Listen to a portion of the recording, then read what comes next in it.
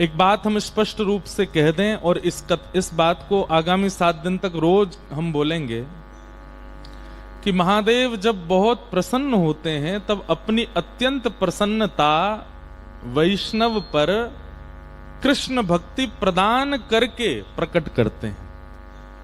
महादेव की अत्यंत प्रसन्नता होती है तब हमारे चित्त में कृष्ण भक्ति प्राप्त होती है। यदि किसी ने अपने जीवन काल के अत्यंत समय महादेव की आप उपासना की है, महादेव को खूब भजा है, तो महादेव प्रसन्न होकर के उसको श्री किशोरी जी और ठाकुर जी के सुंदर भाव पर। इस कथा का मुख्य उद्देश्य जो हमारे मन में आया, किन किन भक्तों को महादेव की कृपा से श्री ठाकुर जी की भक्ति प्राप्त हुई, हम उन भक्तों का चरित्र यहां कहेंगे। गुरु कृपा से भगवत प्राप्ति हुई हमने बहुत सुना है।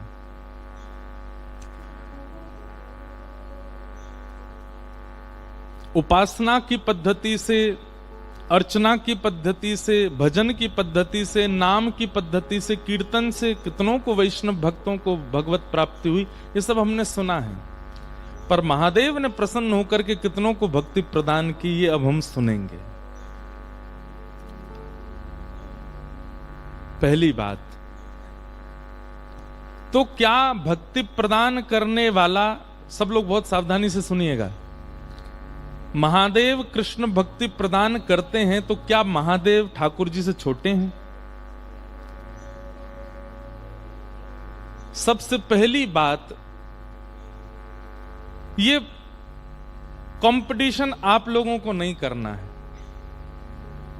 अगर आप महादेव की आराधना करते हैं तो नित्य कीजिए, उस आराधना में कोई आपको कटौती नहीं करनी है। आप कह रहे हैं कि महादेव प्रसन्न होकर के कृष्ण भक्ति देते हैं, तो इसका मतलब क्या, तो महादेव छोटे हैं कृष्ण बड़े हैं? नहीं, ये दोनों सम हैं। शिव द्रोही मम दास कहावा,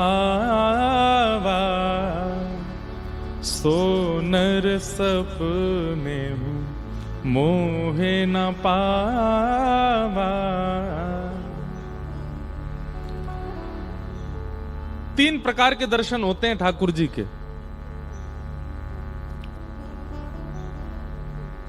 ठाकुर जी अगर आपसे मिलना चाहेंगे तो सबसे पहले आपके स्वप्न में दर्शन होगा।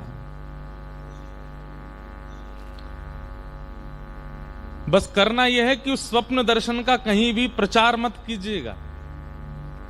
हां, गुरु के सन्मुख कह सकते हैं। सब लोग बैठ जाएं, कोई भी अब आए नहीं सामने, बस सुनो कथा। क्या बता रहा था मैं? सबसे पहला दर्शन कौन सा? स्वप्न दर्शन। और स्वप्न दर्शन का प्रचार नहीं। रस बतावे से रस को प्रचार करवे से रस घटे, इसलिए रस जितना हो सके उसको गोपनीय रखो।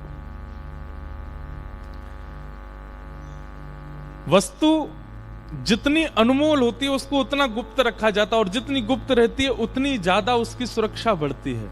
भक्ति से ज्यादा अनमोल संसार में कुछ भी नहीं है। इसको जितना हो सके गुप्त रखो।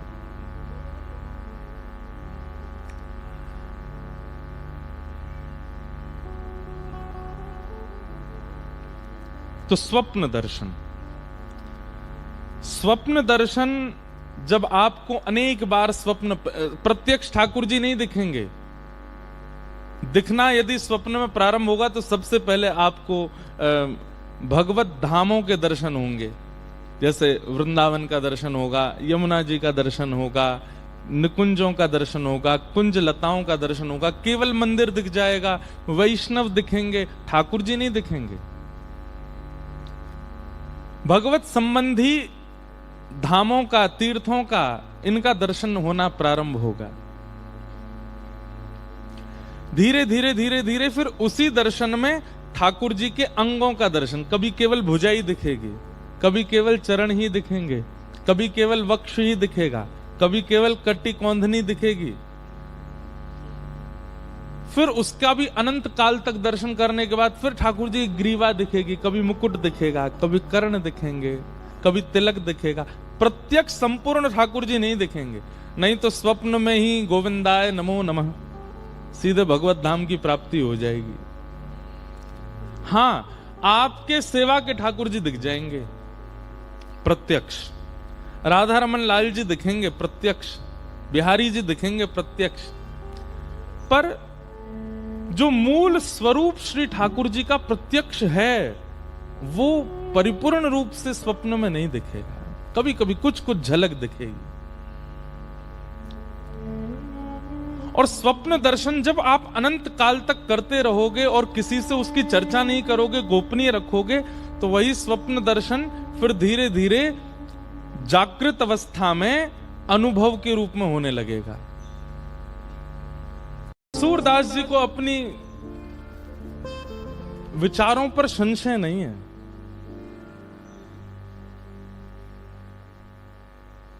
ठाकुर जी अगर इस श्रृंगार में हैं तो श्री सूरदास जी को किसी से पूछने की आवश्यकता नहीं है। उनको विश्वास है कि ठाकुर जी ऐसे ही हैं, इसी श्रृंगार में होंगे, ऐसी पाग है, ऐसी लटकन है, ऐसे नेत्र हैं, ऐसे अधर हैं, ऐसे गाल हैं, ऐसे कपोल हैं, और फिर ठाकुर जी वैसे ही उनको अनुभव कराते हैं।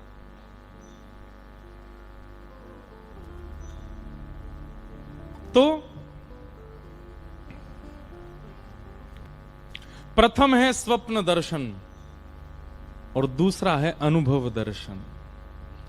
और अनुभव यदि कभी कुछ हो रहा हो तो उस पर संशय मत कीजिएगा, उसको रीचेक करने मत जाइएगा कि मैं देखूं तो सही जो मुझे अनुभव हो रहा है वो सच है कि नहीं। आप विश्वास रखो सत्य ही है। मोर पिच पड़ा हुआ दिख जाए तो उस पर यह चिंतन नहीं होना चाहिए कि मोर निकल के गया है। श्याम सुंदर गए और उन्हीं के पंच मोर पिच में से एक गिर गए हो मेरे पास, धर लिया उठा, उस पर फिर रीचेक नहीं करना, उसको विश्वास अनुभव के प्रति। तो सबसे पहला स्वप्न, दूसरा अनुभव, और इन दोनों में यदि आप पास हो गए तो तीसरा होगा प्रत्यक्ष। सामने खड़े ही हो जाएंगे आकर के। त्रिभंग ललित श्याम सुंदर, बंक नयन, बंक मुस्कान। ठाकुर जी कैसे हंसते हैं? हमारे श्री चतुर्भुज दास जी कहते हैं, बंक चितई मुस्काए के सुंदर वदन दिखाए। ठाकुर जी की मुस्कान भी बांकी, मतलब अब बांके तो टेढ़े मेढ़े हो मैं, मुस्कान कैसी टेढ़ी मेढ़ी है सके? मुस्कान तो एक ही शेप में होती, पर नहीं, ठाकुर जी हंसते भी टेढ़े मेढ़े, ऐसे नटखटे। एक बार तो या गालते हंसेंगे, फिर दूसरी बार या गालते हंसे, दोनों गालंते एक संग ना हंसे, कभी आते कभी माते। बंक चितय मुस्काए के। तो प्रथम है स्वप्न दर्शन, दूसरा है अनुभव दर्शन, और तीसरा है प्रत्यक्ष दर्शन। हम सबकी इच्छा प्रत्यक्ष दर्शन की है, पर पहले दो तो करो। हम सबको स्वप्न में कभी ना कभी अनुभव होता है, परंतु हम तुरंत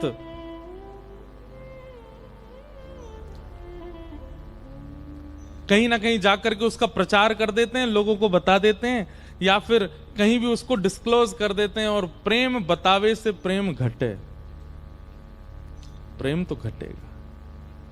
मुझे आचार्य चरण का नाम याद नहीं, हमारे ब्रज के एक आचार्य थे, वे अपनी शिखा में, चोटी में एक सूत बांध करके और ऊपर एक खुंटी से उसको बांध देते थे, और हाथ में कलम और पुस्तक लेके बैठते थे।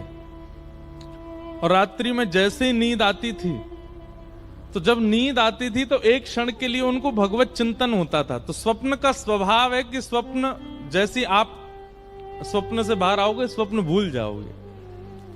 तो अपनी किताब और कलम पास रखते थे, जैसे उनको स्वप्न आता था तो जैसे ही सोते सोते आगे की तरफ झुकते थे, चोटी खिंचती थी, तुरंत आंख खुलती थी। जैसे ही आंख खुलती तुरंत उठा के लिख देते, आज मैंने क्या देखा, कहीं मैं भूल ना जाऊं। और इसी प्रकार करते करते स्वप्न दर्शन से ही उनको प्रत्यक्ष दर्शन की अनुभूति हो गई।